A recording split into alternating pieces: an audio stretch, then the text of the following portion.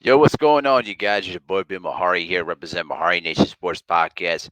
Hope y'all having a good evening so far. Much love to the entire LDBC and the entire basketball community.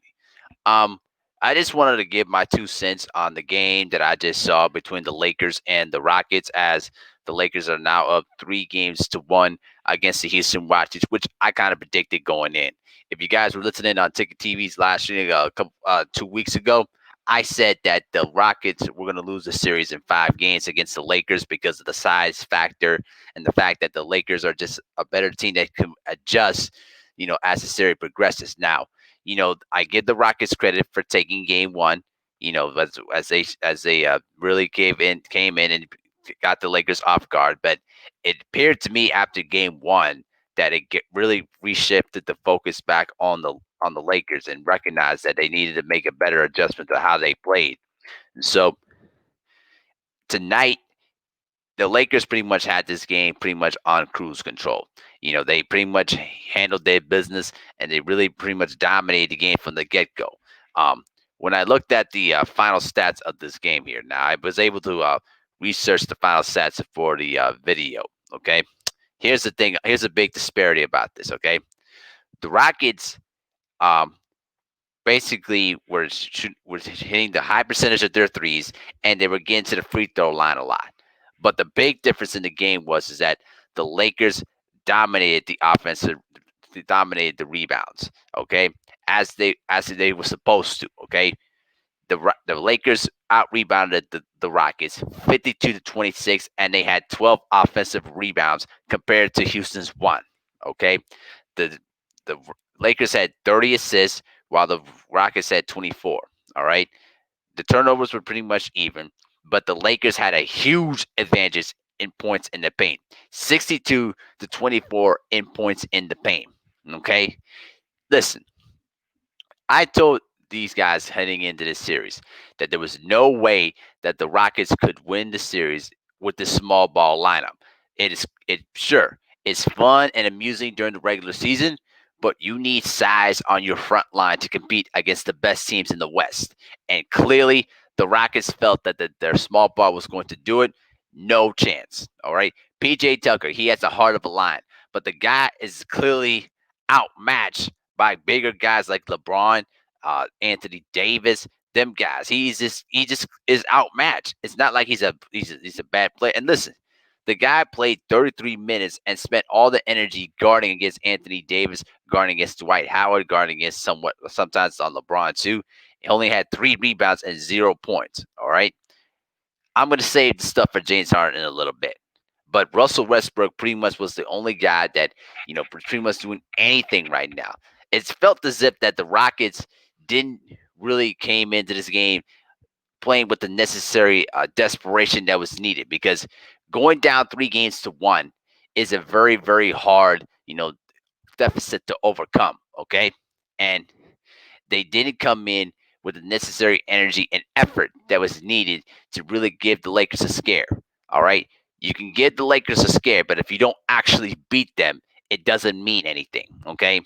And, the despite the fact that they had a huge advantage from the free throw line, okay, the Lakers were pretty much on cruise control throughout the most of the game. They were up by as many as like 20 to 25 points until the Rockets started to chip away at the lead, until the Lakers started to make their closeout shots when LeBron James dribble penetrated, kicked out to Alex Caruso for a three, and then also I think Anthony Davis had a fadeaway jumper there too before that three. You know what I'm saying? They made the big plays to pretty much close out the game. And now, if you're the Lakers, you're basically got the series under control now. And now you're up 3-1, and now you got a chance to close out the series Saturday. You know what I mean? And so they pretty much got this under control. And if the Clippers can close out their series against the Nuggets tomorrow, okay, that means we're gonna get our matchup of the Western Conference between you know the uh, the Clippers and the Lakers right now, if things are going as scheduled. Okay, now about my gripe against James Harden.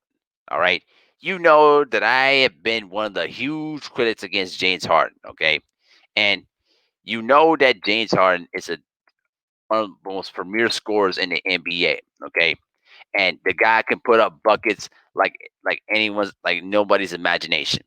But I'm gonna tell y'all something right now.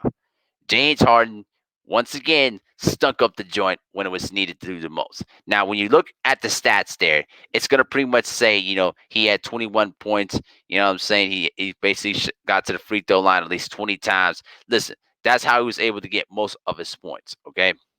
Basically 21 points and 10 assists with 4 rebounds. But if you weren't watching the entire game, you really you didn't really understand how poorly James Harden was playing. Okay, he wasn't that aggressive at all. He only took 11 shots in the game and shot 2 for 11. I mean, if you're MVP caliber player like James Harden, you cannot go 2 for 11 from the field. But every single time when it comes to the playoffs, James Harden wears himself down or just has one of those, you know, atrocious games when you need him the most. And tonight validated once again why James Harden will never ever win a championship playing this Mike D'Antoni, style. Okay, that's just the facts. I don't care what you say. I don't really care what you think. Okay. James Harden continues to flounder, continues to falter in the postseason. All right. And it is continuing over and over again. In fact, I'm gonna do my video about the Milwaukee Bucks there in just a few minutes here, guys. So stay tuned for that. But the point is that now the Rockets need to understand they need to make wholesome changes. They need to get frontline players, not just random frontline players, but they need good frontline players, not just to rebound and play physical, but to also stretch the floor, shoot the ball. You know what I'm saying? To open up the spacing for both Harden and Westbrook. All right. That's what they're going to need to stress upon during the offseason if they're going to once again put themselves back into the championship mix. But salute to the Lakers. They're up 3-1, and now they got a chance to close out the series Saturday night. Barring what happens between the Clippers and the Nuggets tomorrow night, we're going to get our anticipated Western Conference Finals series between both LA teams with a spot in the NBA Finals on the line. All right. But tell me what you guys think in the comment section. Let me know what your thoughts about on the game. All right. And I'm going to come back in just a few minutes with my own thoughts on the Milwaukee Bucks faltering again in the postseason. Peace.